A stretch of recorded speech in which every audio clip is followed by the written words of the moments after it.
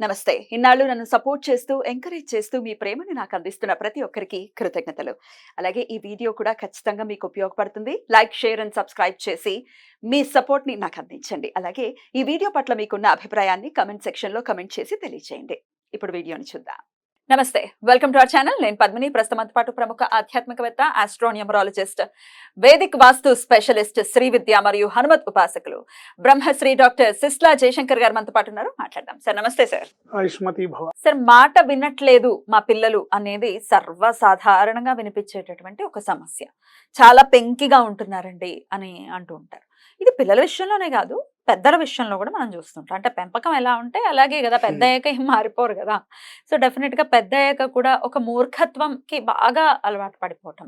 ఖచ్చితంగా పెద్దల మాటలు ఆబ్వియస్ గా చిన్నప్పుడే వినలేదంటే పెద్దప్పుడు ఇంకా రాడు తీలిపోతారు. కాబట్టి ఇట్లాంటి వాళ్ళ గురించి ఇంటికోడు ఉంటాడు అనేది కూడా అంటూ ఉంటారు పెద్దవాళ్ళు.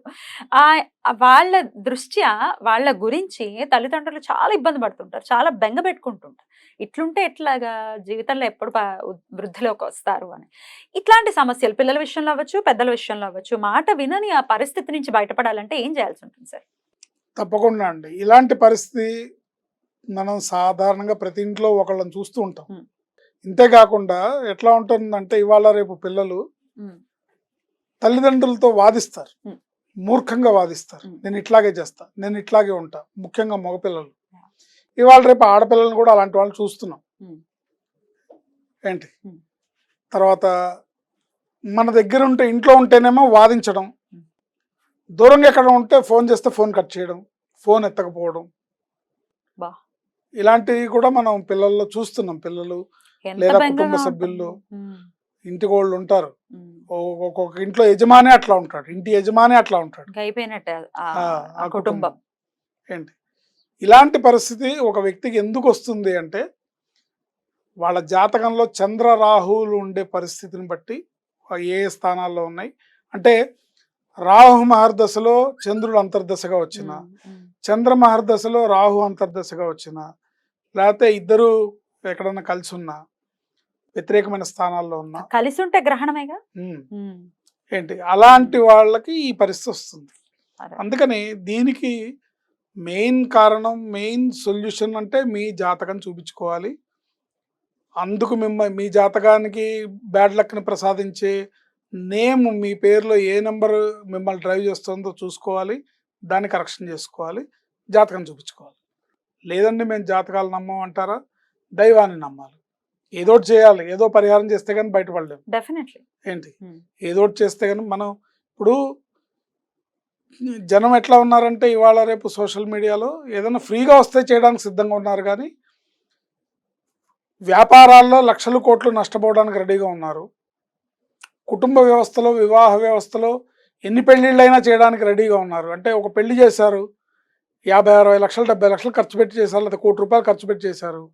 ఒకవేళ అమ్మాయికి అబ్బాయికి పొసగలేదు అంటే డైవర్స్ అంటే సిద్ధపడుతున్నారు. మేము ఇంత ఖర్చు పెట్టాం, ఇంత పెళ్లి చేసామని బాధపడట్లేదు, మళ్ళీ రెండో దానికి కూడా రెడీ అవుతున్నారు. కానీ ఒక్కసారి జాతకం చూపించుకో స్వామి అంటే అమ్మో 3,000 ఇవ్వాలండి, అమ్మో 4,000 ఇవ్వాలండి అంటారు. లేదా ఏదన్నా ఉచిత సలహాలు ఏమన్నా లభిస్తాయేమో అని చూస్తుంటారు.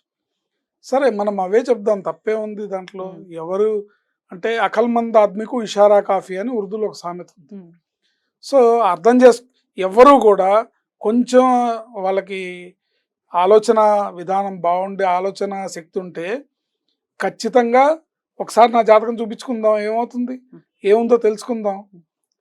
లేదా పిల్లాడు అలా ఉన్నాడు, జాతకం చూపిద్దాం, ఎలా ఉందో, పేరు ఎలా ఉందో కనుక్కుందాం, డేట్ ఆఫ్ బర్త్ ఎలా ఉందో కనుక్కుందాం అని ఆటోమేటిక్గా ఆలోచన వస్తుంది తల్లిదండ్రులకి. వచ్చిన వాళ్ళైనా రాని వాళ్ళకైనా మనం చక్కటి పరిహారం చెబుదాం. వాళ్ళు మారి వాళ్ళు విజయాన్ని సాధిస్తే వాళ్ళ కుటుంబం హ్యాపీగా ఉంటే ఆ బ్లెస్సింగ్స్ మనకు తప్పకుండా తప్పకుండా చెప్పండి సార్. ఇలాంటి వాళ్ళు చేయాల్సిన పరిహారం ఏంటంటే, ఒక 41 రోజులు దత్తాత్రేయుని పూజించాలి. దత్తాత్రేయుని పూజించాలి. శ్రీదత్త శరణం మమ అనే మంత్రంతో. అంటే ఇలాంటి వాళ్ళు కదా, వీళ్ళు ఎలాగో వినరు కాబట్టి వీళ్ళ కోసం వీళ్ళ కుటుంబ సభ్యులు ఎవరైతే బాధపడుతున్నారో, వీళ్ళ వల్ల ఎవరైతే వీళ్ళ వల్ల ఇబ్బందులు పడుతున్నారో వాళ్ళు వాళ్ళ కుటుంబ 41 రోజులు ఉమ్, దత్తాత్రేయుణ్ణి ఉమ్. దీక్షగా శ్రీదత్త శరణం మమ శ్రీదత్త శరణం మమ అనే మంత్రంతో ఉమ్. 108 సార్లు జపం చేసి 3 చపాతీలు చేసి దత్తాత్రేయుడికి నివేదించాలి ప్రతిరోజు ప్రతిరోజు. 3 చపాతీలు పొద్దున్నే. పొద్దున్నే గోధుమ పిండితో, మైదా పిండితో కాదు. గో- అవును సార్, మైదా పిండి టేస్ట్ గా ఉంటుంది కదా అని వద్దు, గోధుమ పిండి. రైట్. ఏంటి గోధుమ పిండితో చేసి, అక్కడ కూడా విషయం ఉంది. గోధుమలు రవిగ్రహానికి సంబంధించిన ద్రవ్యం కాబట్టి అవును. అక్కడ గురువుకి నివేదించడంలో ఉమ్. వాళ్ళిద్దరు బ్లెస్సింగ్స్ మనకు కావాలని. ఉమ్. సో 3 చపాతీలు నివేదించి, 1 వీళ్ళు ప్రసాదంగా తీసుకొని 2 చపాతీలు ఎర్ర కుక్కలకి తినిపించాలి. ఓకే. ఇంట్లో ఉన్నవైనా పర్వాలేదా, బయటైనా? ఎక్కడున్నా, బయటవైనా, ఇంట్లో అయినా, ఏవైనా సరే ఉమ్. ఎర్రటి కుక్కలు ఉమ్. వాటికి తినిపించాలి. ఇలా 41 రోజులు చేస్తే తప్పకుండా పిల్లలు మాట వింటారు, మారుతారు. వీళ్ళు అనుకున్న విధంగా మారే అవకాశం ఉంటుంది. Right. లేదా వాళ్ళు ఏం చేస్తే మారుతారో అన్న ఆ మార్గం అన్న వీళ్ళ దారిలోకి వస్తుంది. ఖచ్చితంగా అది అవగతం చాలా మంది ఆ మార్గం తెలియక బాధపడుతుంటారు. ఎగ్జాక్ట్లీ. ఏం చేయాలో తెలియదు. ఎటు చూసినా ఏ డోరు, అన్ని డోర్లు మూసుకుపోయి ఉంటాయి. ఏం చేస్తే వీడు బాగుపడతాడు, ఏం చేస్తే వీడు బాగుపడతారు అని మదన పడుతుంటారు తల్లిదండ్రులు. అలాంటి వాళ్ళ కోసం ఈ పరిహారం చాలా చక్కగా ఉపయోగపడుతుంది. మీరు చెప్పినటువంటి నామం ఎన్నిసార్లు చేయాలంటుంది? రోజుకి 108 సార్లు. రోజుకి 108 సార్లు. ఏ రోజున మొదలు పెట్టమంటారు? గురువారం నాడు. గురువారం. ఏదైనా మంచి గురువారం అంటే, మంచి గురువారం అంటే తిథి వారం కూడా, ఉం. నక్షత్రం కూడా మీకు తెలిస్తే మీకు అనుకూలమైన నక్షత్రంలో మొదలుపెట్టి ఏదైనా గురువారం నాడు మొదలు పెట్టచ్చు. ఏమీ తెలియదు, గురువారం నాడు చక్కగా మొదలు పెట్టుకోవచ్చు. శ్రీదత్త శరణమ్మ అని ఆయన పాదాలను గట్టిగా శరణు వేడాలి. అయితే ఇది 41 రోజులు చేయాల్సినటువంటి ప్రక్రియ కాబట్టి, మరి ఈ 41 రోజులు నియమంగా ఉండాలన్నారు. ఆ నియమాలు ఏంటండి? నియమాలు అంటే, ఇప్పుడు అయ్యప్ప మాల వేసుకుంటే, మీ ఇంట్లో కుటుంబ సభ్యులు అయ్యప్ప మాల వేసుకుంటే ఎలా ఉంటారు? నిష్టగా. అంటే ఏవి కలుపుకోకుండా, అంటుకోకుండా ఉంటారు. అలా చేయడం ఉత్తమమైన ఫలితాలను ఇస్తుంది. అంటే మీ ఇంటి పరిస్థితిలో మీకు కుదురుతుందో లేదో నాకు తెలియదు. మీరు ఖచ్చితంగా ఇలాగే చేస్తే వస్తుందని నేను చెప్పడానికి, చేస్తే మంచి ఫలితం వస్తుంది, ఖచ్చితంగా ఉత్తమమైన ఫలితాలు వస్తాయని చెప్పొచ్చు. భగవంతుణ్ణి ఎలా చేసినా కూడా ఆయన యాక్సెప్ట్ చేస్తాడు. కన్నప్ప మాంసం ముక్కలు నైవేద్యం పెట్టిన తిన్నాడు కదా, కానీ అంత భక్తి మనకుందా అనేదే ప్రశ్న. మనం పెడితే ఊరు కూడా తాటకిస్తాడు. అంతే కదా. కన్నప్ప పెట్టాడు, కన్నప్పకి తెలీదు, ఆయన పెట్టాడు కాబట్టి కన్నప్ప మూఢ భక్తికి, నిష్కామ భక్తికి, నిష్కల్మష భక్తికి మెచ్చాడు ఆయన. మనం పెడితే తోలు తీస్తాడు. అలాంటి వాటిలో జోలికి వెళ్ళకూడదు. రైట్. సో ఆడవాళ్ళు ఒకవేళ చేస్తే ఖచ్చితంగా అడ్డు వస్తుంది కాబట్టి 5 రోజులు ఆపేసుకుని 6వ రోజు నుంచి మొదలు పెట్టుకుంటారు. రైట్ అండి. అయితే ఇంకొక వాళ్ళు కూడా ఇంట్లో ఇలాంటి ప్రాబ్లం ఉన్నప్పుడు వీళ్ళు కొంచెం విడిగా పడుకోవడం, విడిగా చేయడం చేస్తే తొందరగా ఫలితాలు వస్తాయి. బ్రహ్మచర్యం పాటించడం ఇట్లాంటివి ఏమైనా ఉన్నాయా? చేస్తే మంచిది. అంటే అధికస్య అధికం ఫలం. అంతే.